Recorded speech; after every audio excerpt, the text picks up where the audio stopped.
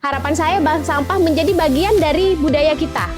Bagian memilah sampah. Halnya saya inginkan itu buanglah sampah pada tempatnya, maka keinginan saya pilahlah sampah sesuai jenisnya. Gitu.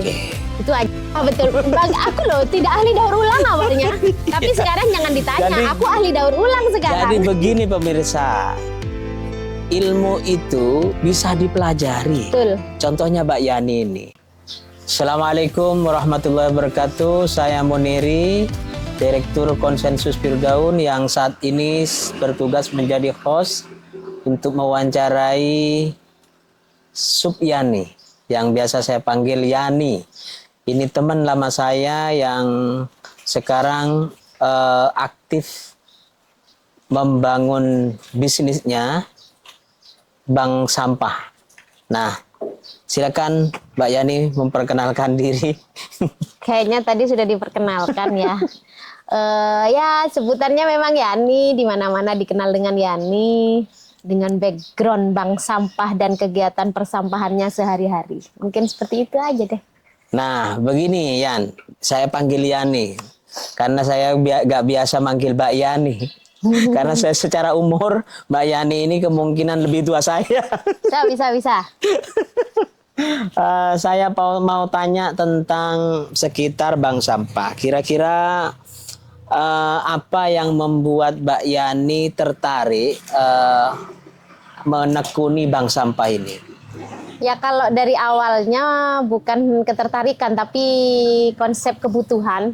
Bagaimana kita mengalami kesulitan untuk mengelola sampah khususnya di tempat saya. Yang akhirnya kemudian dengan berjalannya proses itu kita mencoba menemukan konsep bank sampah ya dari hasil belajar lah. Waktu itu belajarnya ya online saja karena saya waktu itu belum menemukan referensi untuk belajar secara offline atau senior atau teman yang bergerak di bidang persampahan. Sehingga belajarnya lewat dunianya si Maya. Oke, berarti itu berangkat dari permasalahan problem sampah dulu itu. Kira-kira itu tahun berapa itu, Mbak Yani? Sekitar tahun 2012, kayaknya bulan Julian gitu kita baru memulai bank sampah itu. Ya di lingkungan rumah saya sih awalnya, jadi di perumahan Lavender. Kira-kira apa masalahnya waktu itu? Masalahnya sebenarnya klasik sih, hampir dialami oleh lingkungan perumahan ya, pada saat petugas tidak mengambil sampah berhari-hari lah waktu itu, hampir 1 minggu, kemudian sampah menumpuk di wilayah rumah kita, terus ada belatung-belatung muncul dan kita sebagai pengurus, waktu itu saya kebetulan pengurus Desa Wisma di sana, jadi biasalah dikomplain warga begini-begini, akhirnya kan kita tertarik untuk bagaimana ini tidak terjadi lagi gitu loh. Konsultasi dengan RT, RW, dengan Pak RT waktu itu belum menjadi RW.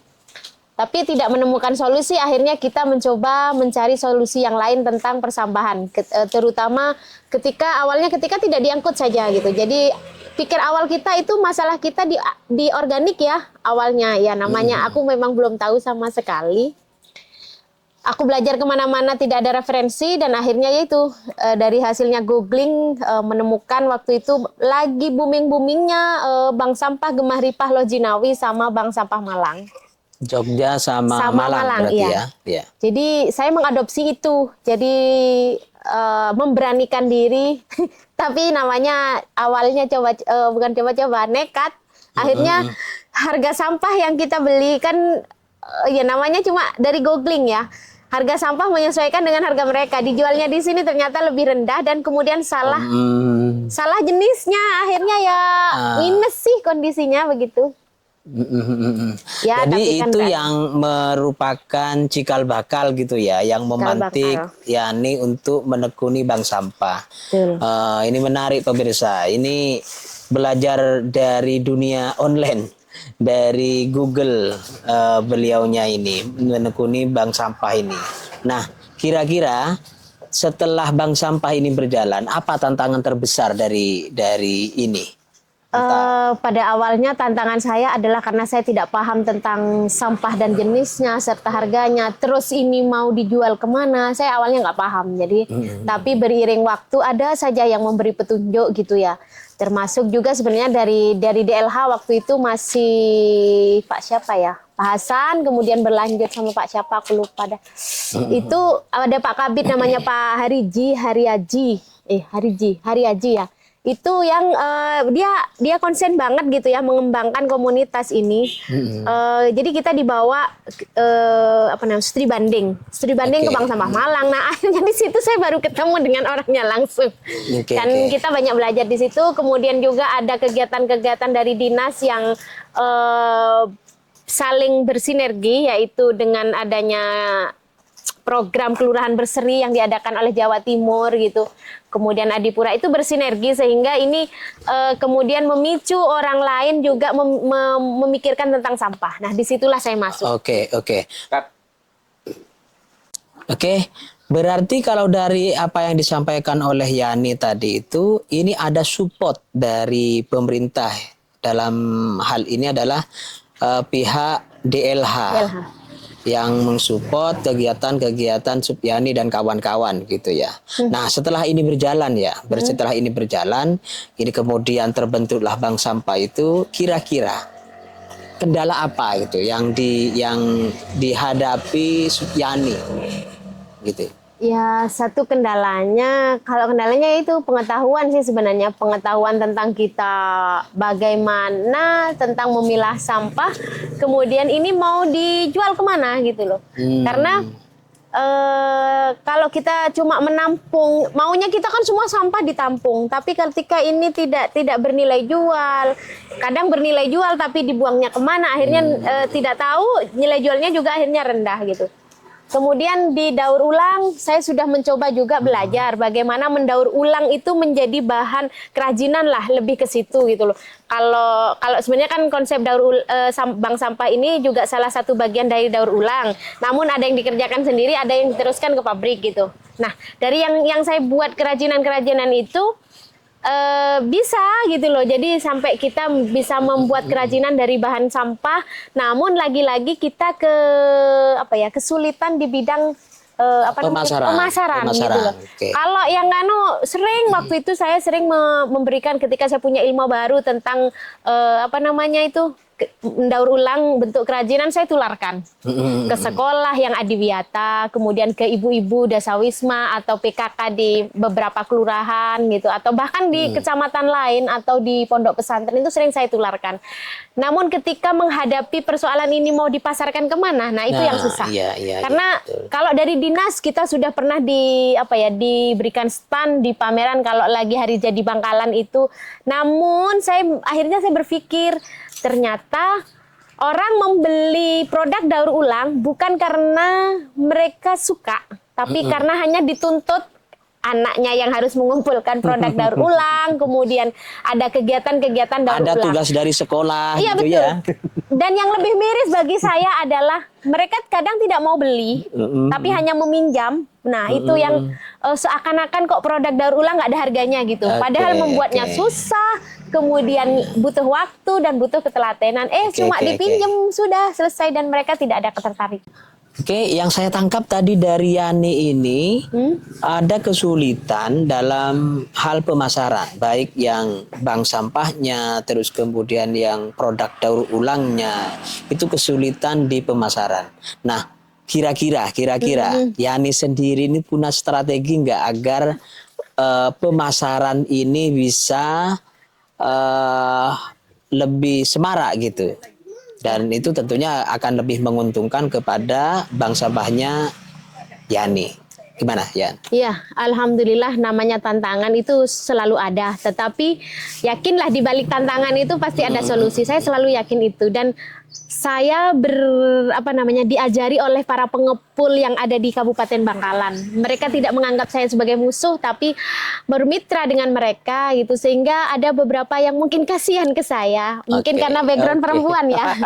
Jadi memberikan ini ke sini gitu. Akhirnya untuk pilahan gitu ya dari bank sampah ini saya tidak mengalami kesulitan untuk dijual kemana. Karena sampai saya menemukan pabrik terjauh pun saya datengin, dan alhamdulillah untuk pemasaran. Itu yang bank sampahnya. Ya. Yang daur ulangnya gimana? Yang daur ulang ini akhirnya saya mempelajari begini. Saya sampai bekerja sama dengan dinas koperasi waktu itu. Saya belajar, Pak, tolong dong produk saya ditaruh di sini, di display. Kemudian siapa tahu ternyata hanya di display tapi nggak ada apa ya. Ya, saya sudah dibantu untuk itu dikasih stand gitu kalau lagi pameran, tapi nggak ngefek gitu. Oke. Jadi ya itu orang beli hanya tapi dari situ saya paham orang beli karena bukan butuh, terus bukan karena tertarik, tapi karena wajib dari sekolah, terus ada kegiatan daur ulang. Akhirnya saya itu mengkonsep itu bagaimana kita membuat daur ulang itu bukan berdasarkan aku beli karena aku mencintai lingkungan, bukan karena itu akhirnya. Jadi aku menciptakan karena keterpaksaan. Gitu ya. Aku menciptakan barang, menciptakan produk daur ulang bukan hanya karena aku tertarik untuk menciptakan, tetapi dibutuhkan. Salah satunya keset ya, dibutuhkan. Dari perca itu dibutuhkan, meskipun itu bukan kita tidak bilang itu produk daur ulang, orang pasti beli. Keset waktu itu booming, terus tas ya booming juga. Namanya barang-barang fashion kan trending-trendingan. Kemudian aku daur ulang minyak jelantah menjadi lilin, kemudian menjadi souvenir. Itu kan bukan karena itu laku jadi souvenir. Jadi sebenarnya produk daur ulang abang-abang susah. Kalau kita buat hanya berdasar egois, ini produk daur ulang, mungkin tidak akan banyak yang membeli. Tapi kalau ini dibutuhkan oleh sesuai masyarakat, kebutuhan begitu ya. Gitu. Nah itu aja. Jadi aku tidak semua daur ulang, hanya sebagian. Jadi kalau seumpamanya kita daur ulang, tapi ternyata melahirkan sampah baru kan nggak untuk usah, apa? Betul. Nggak bisa, harus berbasis kebutuhan masyarakat gitu ya. Jadi saya mau menanyakan tentang manfaat dan keuntungan dari bank sampah bank sampah ini ya. Gimana ya? Kalau manfaat secara non fisik ya jelas kita mengintervensi masyarakat untuk memilah sampahnya dari rumah. Yang awalnya itu dibuang semua, sebagian aja yang dibuang, itu sudah luar biasa. Yang kedua yang jelas dari proses bank sampah ini, dari titik binaan, dari titik nasabah, kemudian kelompok sampai ke sayanya, itu semua menikmati secara finansial. Jadi bukan saya aja yang menikmati, penabung yang merupakan nasabah menikmati secara finansial, mereka dapat keuntungan juga kan. Biasanya dibuang menjadi 500 sampai 1 juta per tahun. Ya kan? Kemudian yang kedua, kelompok yang memfasilitasi mereka terbentuknya bank sampah di RT RW, itu juga ada pemasukan untuk kasnya. Berupa insentif. Kemudian yang terakhir di saya pastilah laba dari selisih harga ketika kita menjual kembali setelah dipilah tentunya. Kalau belum dipilah nggak begitu banyak hasilnya, tapi kalau sudah dipilah luar biasa. Iya, saya menyaksikan langsung di mana para ibu-ibu rumah tangga ini menimbang sampah rumah tangganya di perumahan Halim ya. Halim 1 apa 2? Pondok Halim 2 ya? Halim 2. Saya melihat langsung dan juga saya mewawancarai Bu Febri, nasabah sekaligus pengurus bank sampah. Di sana juga Bu siapa itu? Bu Umi. Bu Umi juga. Dari 2 perempuan luar biasa ini saya mendapatkan pemahaman manfaat dan keuntungan kurang lebih sama dengan yang disampaikan Yani tadi itu. Hanya saya coba memberikan istilah yang agak keren gitu. Social entrepreneur. Bank sampah itu bisa menjadi social entrepreneur, bisa menambah income walaupun itu tidak banyak ya bagi nasabah, karena kurang lebih 600 sampai 1 juta per tahun, dan itu diambil menjelang hari raya. Lalu kemudian yang diakui oleh Bu Umi waktu itu, ini program bank sampah ini itu secara alami akan merubah perilaku kita bagaimana menghasilkan sampah. Tidak menghasilkan sampah, tapi meminimalisir menghasilkan sampah. Yang itu dimulai sejak dari rumah. Berdisiplin untuk meminimalisir menghasilkan sampah. Begitu. Oke, Yan. Tadi kita sudah tidak meragukan ya, untuk nasabah itu dampaknya positif gitu ya. Kira-kira selain nasabah, apa kira-kira yang diuntungkan gitu? Secara umum gitu ya, Ya. bukan hanya nasabah. Secara umum yang diuntungkan ya jelas pengepul kan mendapatkan sumber sampah baru. Oke. Ya kan, dan itu tidak kotor ya kalau dari rumah. Betul, saya lihat sendiri itu. Beda dengan yang sudah dibuang di tempat sampah itu. Yang kedua, Dinas Lingkungan Hidup akan terbantu dong. Betul. Bagaimana mereka melakukan edukasi yang real gitu loh. Kalau selama ini kan hanya edukasi pelatihan, sosialisasi. Nah itu kita sudah melakukannya dengan melakukan pemilahan sampah sehingga sampah yang terbuang itu jauh lebih sedikit. Oke, Yan. Bayangan saya, sebentar ya. Bayangan saya, ketika bank sampah ini menyeluruh di kecamatan kota saja, iya, betul. maka akan mengurangi berapa persen yang dibuang? Oke, dalam gambaran Yani, itu berapa persen debit sampah yang dikurangi dari kegiatan bank sampah? Kalau dari lingkungan ya, lingkungan yang sudah mengikuti bank sampah saya itu lebih dari 50%. Kenapa? Dari 50%. Efek yang saya itu timbulkan. kelurahan Melajah saja. Bukan gini, kayak Halim itu kan Burneh, masuk Burneh Oke, itu ya. iya. Nah, kalau yang Melajah itu Perumdah, terus Dinilam kan gitu, yang ada Berarti itu. binaan ya? Ya, binaan. Ada ujung piring. Artinya di satu kawasan ketika itu mengikuti bank sampah, warganya itu sudah lebih dari 50% melakukan pengurangan sampah yang dibuang. Itu satu bank sampah punya Mbak Yani. Iya.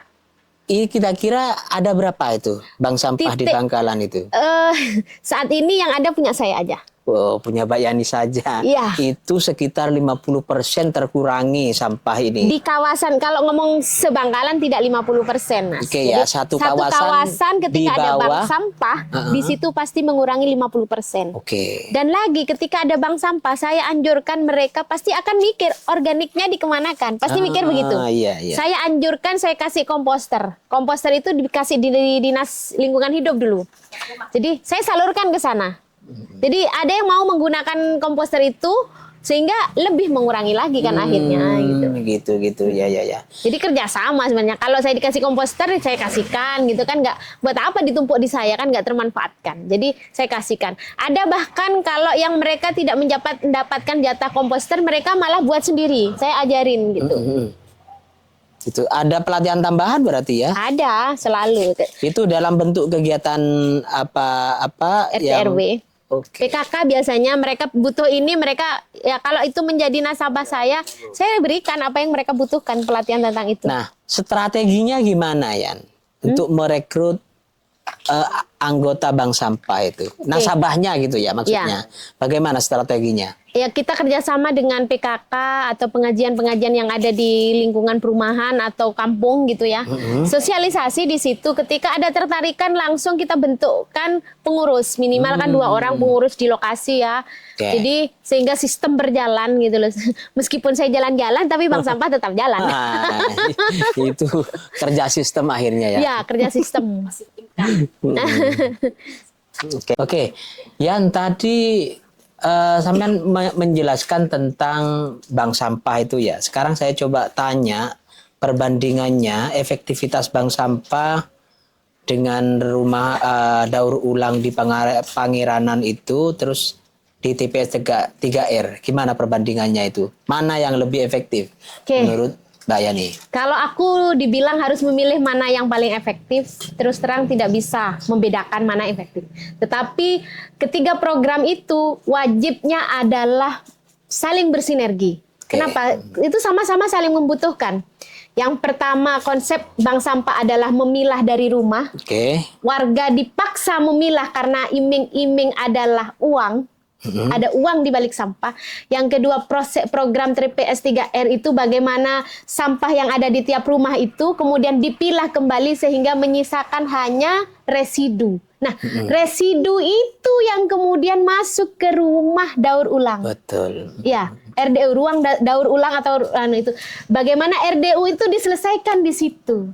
Jadi gitu. ada bermacam-macam sampah yang itu tidak bisa ditangani bank sampah gitu ya. Kemudian juga tidak bisa ditangani oleh TPS 3R yang namanya residu. Nah, residu itu yang bisa dimasukkan ke rumah daur ulang itu biar tidak berakhir di TPA. Dan kabarnya baiknya adalah bahwa Bangkalan sudah memiliki RDU yang mampu merubah ke briket. Meskipun saya belum paham apakah itu berjalan efektif atau tidak. Minimal ini sudah ada tempatnya yang sehingga kita itu bisa berharap itu selesai di situ. Oke. Yang jelas kan perlu tahapan, sama dengan adanya bank sampah dulu, bank sampah lavender terutama, ada bank sampah tapi tidak kemudian menjadi solusi, tapi pelan tapi pasti akhirnya kan ada sistem yang berjalan akhirnya kan begitu gitu. Sama saya berharap TPS 3R kemudian rumah daur ulang itu juga menjadi salah satu solusi, kita tetap berkesinambungan, nggak bisa dipisahkan, lebih baik RDU, tidak gitu, karena ini sama-sama jalan, harus itu yang terbaik gitu. Jadi ada fokus kinerja gitu ya. Fokus kinerja. Targetnya kalau bank sampah adalah masyarakat, sama dengan TPS 3R itu targetnya adalah menyentuh masyarakat, tapi RDU ini adalah sampah yang dihasilkan, sampah yang tersisa itu menjadi targetnya rumah daur ulang. Yang residu tadi gitu ya. Oke, Yan. Kira-kira sampah-sampah ini, ini sampah kan ya, kita harus akui ini sampah. Cuman ini sampah yang bisa dihasilkan menjadi uang. Bernilai ekonomis gitu. Kira-kira kalau saya tanya, ini didapatkan dari mana saja? Kalau saya ya murni dari bank sampah. Dari rumah-rumah yang menjadi nasabah-nasabah yang mengumpulkan sampah, nggak dari mana-mana. Teknisnya berarti ada pemulung gitu? Oh tidak, kita tidak dengan pemulung. Oh gitu. Tapi ibu-ibu menyetorkan sampah, ada pengurusnya, terus kita angkut ke sini, dipilah di sini, begitu. Nggak dengan pemulung. Tidak berhubungan dengan pemulung gitu tidak. Ya. Ini murni secara teknis. Tapi ini dikumpulkan adanya oleh bank sampah merugikan pemulung. Saya akui itu bank sampah merugikan pemulung. Kenapa? Biasanya sama ibu-ibu nasabah itu kan biasanya sampahnya kalau sebelum ikut bank sampah itu dibuang aja. Itu menjadi lahannya pemulung. Tetapi ketika ada bank sampah itu kan nggak keluar dari rumah. Nanti ditimbangnya 2 minggu sekali. Akhirnya pemulung kekurangan bahan untuk dipulung. Merugikan bagi mereka. Gitu, saya mohon maaf. Ya biasa aja ya, itu memang ada negatifnya ini bagian dari bisnis gitu ya. Jadi ada orang yang sedang naik, ada yang sedang turun, ada yang diuntungkan, ada yang dirugikan. Itu hal biasa dalam dunia bisnis. Oke.